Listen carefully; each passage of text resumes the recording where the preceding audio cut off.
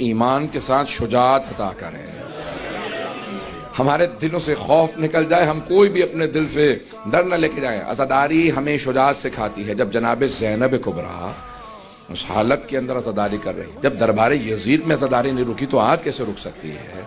پوری دنیا میں عزاداری باقی رہے گی۔ اور آج جس طرح سے افریقہ کے اندر میں دیکھ کے آیا ہوں، متعدد ملکوں کے اندر دیکھا، جہاں جہاں چلے جائیے آپ عزاداری بڑھ رہی ہے۔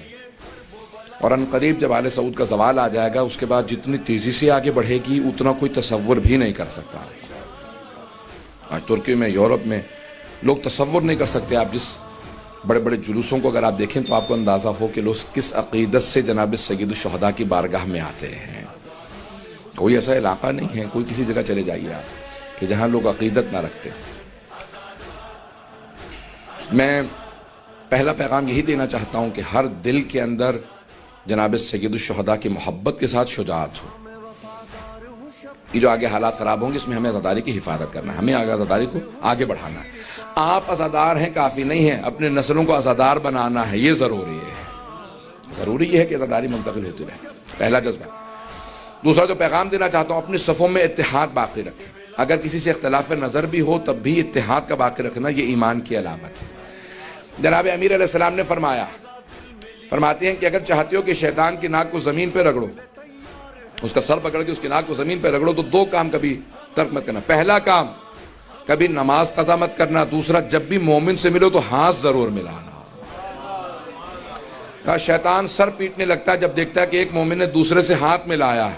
میں نے کتنی کوشش کی انہیں دور رکھنے کی، یہ پھر بھی آپس میں مل رہے ہیں۔ ملتے رہیں گے۔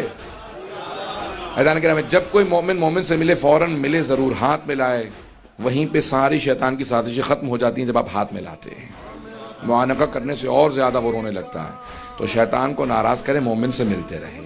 چاہے آپ کے دل میں جتنا بھی اس کا مقام کم ہو رہا ہے، آپ کا جو نفرت و بغض ہے وہ خود بخود کم ہوتا چلا جائے گا دوسرے خلاف، جب آپ ملیں گے، ہاتھ ملائیں گے۔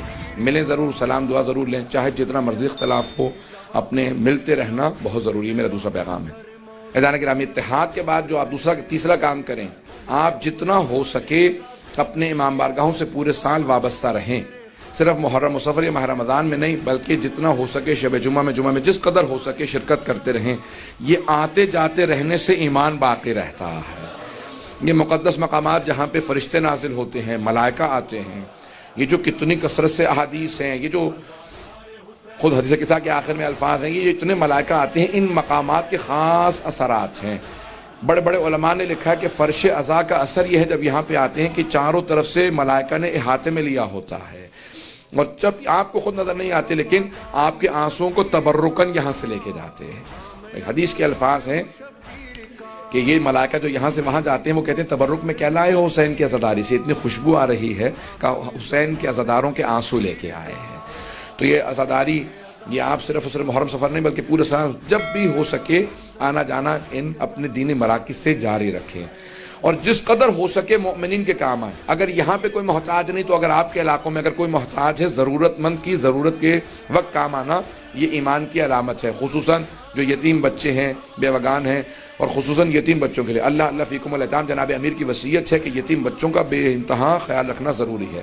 اگر ٹارگٹ کلنگ میں لوگ شہید ہو رہے ہیں، دوسرے بہت سے اور دہشت گردی کے واقعات میں لوگ شہید ہو جاتے ہیں، ان کے بچوں کا خیال رکھنا بہت ضروری ہے۔ جو قومیں اپنے یتیم بچوں کا خیال نہیں رکھتی ان پہ آفات نازل ہوتی ہیں، جو خیال رکھتے ہیں اللہ ان کو اور برکات دیتا ہے، وہ اور زیادہ ترقی کرتی ہیں۔